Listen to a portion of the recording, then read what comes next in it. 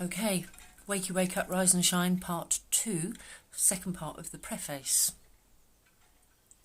I originally started to write this book just 5.5 months after my heart failed with a functionality of 17%. That was exactly 3 years ago. Because the voyage of discovery was incredulous, and I knew straight away that I needed to share it. Unless you've been through something like this personally, you have no idea of the far-reaching ramifications that come with any comparable event. The medics didn't expect me to survive the night. My friends were preparing for the worst. But so soon afterwards, I felt full of life, energy and motivation. And all because I put my money where my life is as a holistic practitioner. I've been a holistic practitioner for over 20 years, and I decided to strut my stuff. I first published 10 months down the line from my awakening, as I now call it, as opposed to Point Break. And as I revamp and relaunch my book, Wakey, Wake Up, Rise and Shine, a total of nearly 3 years have passed since the world changed forever for me, but for the better. It turned my life upside down, but I now say it turned it the right way up.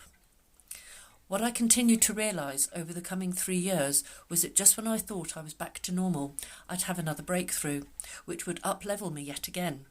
I was alarmed at the thought that I hadn't been back to me after all, but I hoped that maybe I was now.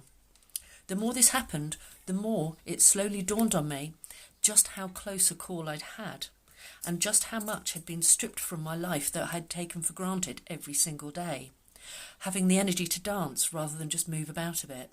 To sing a whole song without getting breathless became a real achievement.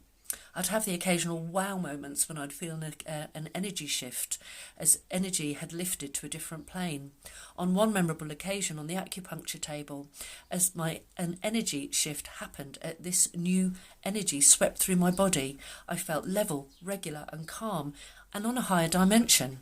It was almost like levitating while remaining fully grounded. It was moments like this as the time passed that made me realise that I was actually growing way beyond who I had been before the heart stuff, and I was surpassing the original me.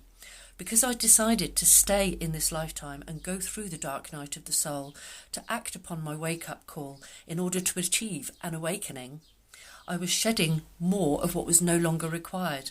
I was looking at things in a different way, evolving, having setbacks, emotional, physical and spiritual, and coming back even stronger from them.